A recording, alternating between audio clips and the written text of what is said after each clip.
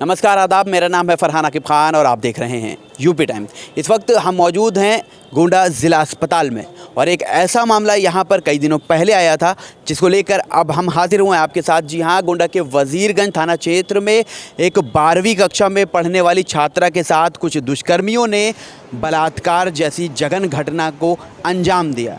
ये पूरा मामला 12वीं कक्षा में पढ़ने वाली छात्रा के साथ हुआ है। दरअसल हाल ही में जब पेपर शुरू होने वाला था उससे पहले ये छात्रा स्कूल प्रबंधक के ऑफिस जाती है और अपने प्रवेश पत्र से संबंधित कुछ सवाल करती है और कुछ काम के लिए जाती है। तब स्कूल प्रबंधक के लड़कों द्वारा ये कहा जाता है कि पिताजी वहाँ बैठे हुए हैं, आप उनसे मिल लीजिए। जब वो प्रबंधक के पास पहुँचती है, प्रबंधक साहब कहते हैं बैठो। ये बच्ची भी उसे पिता कहती है और अपने सवाल करती है। तब तक में वो दरवाज़ा बंद करते हैं, उसके साथ बलात्कार जैसी घटना को अंजाम देते हैं। ये पूरा मामला उसके साथ होता है। बच्ची इस मामले को दबाती है, लेकिन उस चीज़ को और इस पूरे मामले में दुष्कर्मियों का और हौसला बढ़ता है और लड़की के साथ लगातार ऐसी घटना करने लगते हैं। जब बात हद से ज़्यादा बढ़ जाती है तब लड़की को ये लगता है कि अब अपने परिवार को बता देना चाहिए और जब एक और बार इस घटना को अंजाम दिया जाता है, खून से लथपथ लड़की अपने परिवार के पास पहुंचती है और अपनी मां से इस पूरे मामले में शिकायत करती है, तो मां ये तमाम चीज़ें सुनकर सन्न रह जाती है। आप सोच सकते हैं 12वीं में पढ़ने वाली छात्रा के साथ कई बार बलात्कार किया जाता है, वो भी उस समय जब प्रदेश और केंद्र की सरकार भाजपा की हो, जब प्रदेश के सीएम योगी आदित्यनाथ और देश के प्रधानमंत्री नरेंद्र मोदी लगातार महिला सुरक्षा की बात कर रहे हों और तमाम दावे करते जा रहे हैं।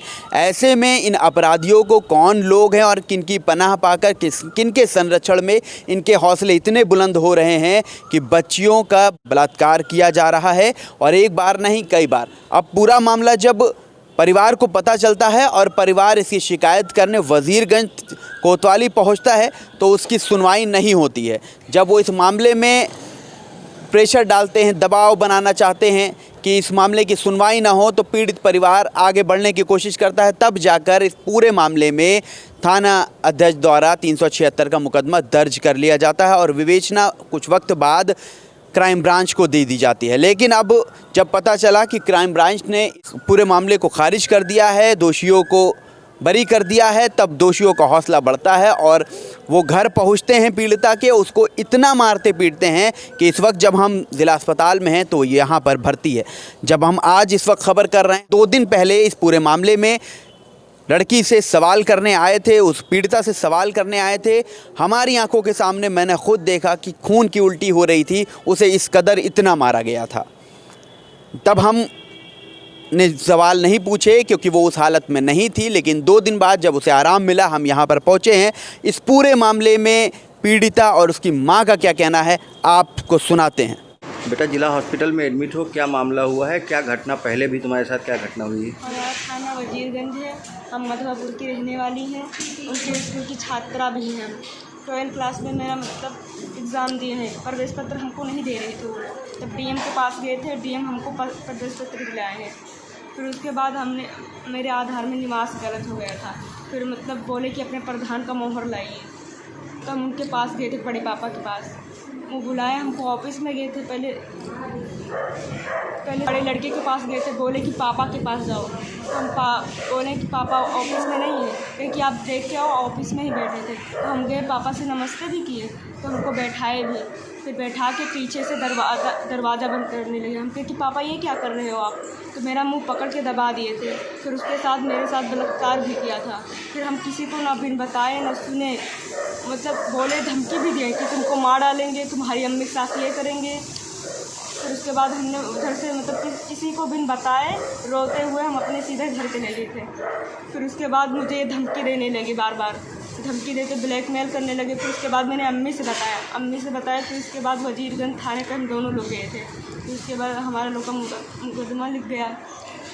फिर उसके बाद हमारी लोग की कोई सुनवाई नहीं होती है।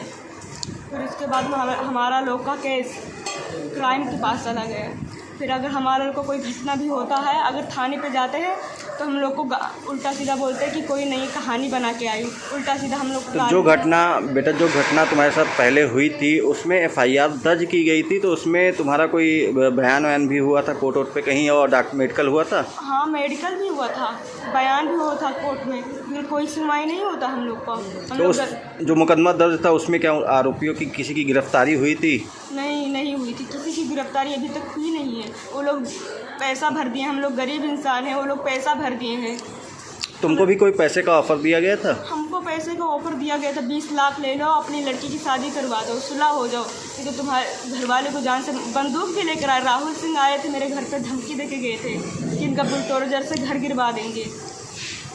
तो और कौन कौन था इसमें? सुशांत सिंह थे, प्रभान सिंह थे, और फिर राहुल सिंह थे, ओम प्रकाश। जो एफआईआर दर्ज हुई थी, तुम्हारा मेडिकल भी हुआ और बयान भी हुआ, उसके बाद में उस मुकदमे में क्या हुआ? उस मुकदमे में कुछ भी सुनवाई नहीं हुआ, हम लोग का सुनवाई नहीं है। फिर उसके बाद ये 2 महीने से गायब थे। फिर उसके बाद उस दिन 6 तारीख को नहीं 5 तारीख को आए थे, शाम को आए हम लोग को घर में तो जब इन लोग को देखे तो हम लोग दरवाज़ा बंद कर लिए। उल्टा सीधा गाली मेरी अम्मी को भी दिए, हमको भी दिए, मेरी बहन को भी गाली दिए। फिर उसके बाद हम लोग सुबह, मेरी बहन के लड़के की तबीयत ख़राब था फैज़ाबाद, हम लोग जा रहे थे फैज़ाबाद, अम्मी मेरी आगे चले गए थे, हम पीछे रह गए। ये लोग पीछे से प्रभान सिंह थे, सुशांत सिंह थे, प्रेम नारायण सिंह थे, मेरे पीछे से पकड़ के बाल हमको 10 फीट घिरा के बाल मेरा पकड़ के लेके गए थे। और ये लोग बोल रहे थे कि 20 लाख ले लो, सुलह हो जाओ। हमने नहीं माना, ये लोग मेरे पकड़ के सर लगा दिए। फिर उसके बाद ईंटा से मेरा सर फोड़ दिए। फिर उसके बाद मेरा कपड़ा फाड़ दिए। उनके छोटे लड़के ने हम दांते भी काटे थे, पूरा कपड़ा फाड़ दिए मेरा। जब ये घटना हुई थी तो आपने डायल 112 या थाने पे कोई सूचना दी थी आपने? 112। फिर उसके बाद हम किसी तरह अपना जान बचा के उधर से हम भागे। फिर उसके बाद 112 पे नंबर कॉल किए। फिर उसके बाद हमारे हिम्मत नहीं था कि हम उठ सकते हैं या कुछ बोल सकते हैं किसी से। फिर उसके बाद 12 नंबर उन्होंने एम्बुलेंस को बुलवाया। एम्बुलेंस हमको मतलब वजीरगंज लेके गए हॉस्पिटल में। तो अब इस तरीके से जो तो थाने पे कोई एप्लीकेशन पड़ी है? एप्लीकेशन पड़ी, हम लोग को कोई सुनवाई नहीं हो रहा। कोई सुनवाई नहीं हुई? कोई सुनवाई नहीं हो रहा है। तो यहाँ हॉस्पिटल से हम लोग को गाली भी देते हैं, पुलिस वाले गाली भी देते कि तुम्हारी बहन बेटियाँ ऐसे क्यों भेजते हो। हम लोग पढ़े लिखे ना, हम लोग कुछ करें ना। तो आप क्या चाहती हो इसमें? हमें न्याय चाहिए, हमें कुछ नहीं चाहिए, हमें न्याय चाहिए बस। कि तो हम जहर खा के हम मर जाएंगे, इसके जिम्मेदार सिर्फ उन्हीं लोग होंगे। तो इस पूरे मामले में जो पीड़िता है 12वीं की छात्रा, उसके साथ क्या हुआ है उसने पूरी तरह आपको बताया। प्रधानाध्यापक ने उसके साथ क्या किया है, उनके लोगों ने, उनके बच्चों ने उनके साथ क्या किया है। और जो एक तो पीड़िता है उसके साथ रेप होता है, बलात्कार जैसी जघन्य घटना होती है। उसके बाद उसको मारा जाता है, घर में आकर बंदूक का सहारा लिया जाता है, उसे मारा जाता है। और सवाल उठता है पुलिस पर कि आखिर किस तरह की पुलिस कार्रवाई कर रही है और ये जो कार्यशैली है हमेशा उस पर सवाल क्यों खड़े होते हैं। क्यों पुलिस ऐसे अपराधियों को पनाह देती है, क्यों मेहरबान रहती है। पुलिस का संरक्षण कहें या पुलिस की लापरवाही कहें, और किस तरह से पुलिस काम कर रही है उनकी कार्यशैली पर भी सवाल उठता है। और पुलिस ही की वजह से ऐसे अपराधियों का हौसला बढ़ता है और 12 साल की छात्रा के साथ ऐसी जघन्य घटना को अंजाम देते हैं।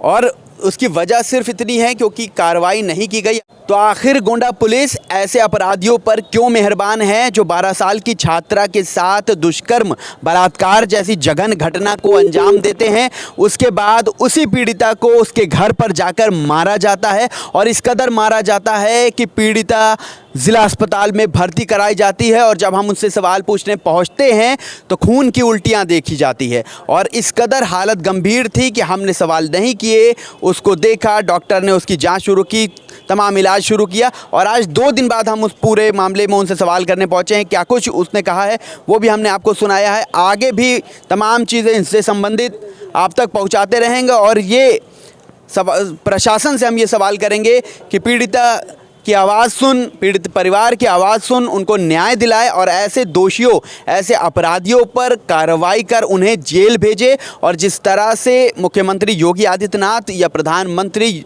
नरेंद्र मोदी हों, लड़कियों की सुरक्षा की बात करते हैं, महिलाओं की सुरक्षा की बात करते हैं, उन्हें पढ़ाने लिखाने की बात करते हैं। ऐसे अपराधी क्यों पनप रहे हैं? यह उन्हीं के तमाम दावों की पोल खोलता है, उन्हीं के वादों की पोल खोलता है। और जिस तरह से ये गोंडा में लगातार निकलता चला आ रहा है, ये पुलिस प्रशासन पर भी कई सवाल खड़े करता है कि आखिर क्या कर रही है गोंडा पुलिस और ऐसे अपराधियों पर लगाम क्यों नहीं लग रही है। और मुकदमा भी जब दर्ज किया जाता है, मुकदमा दर्ज करने के बाद भी वो बरी कर दिए जाते हैं, क्राइम ब्रांच जैसे उन पर FIR लगा देती है, तो क्या ये उनको पनाह नहीं दे रही है? क्या उन पर मेहरबान नहीं है पुलिस? आपको तय करना है।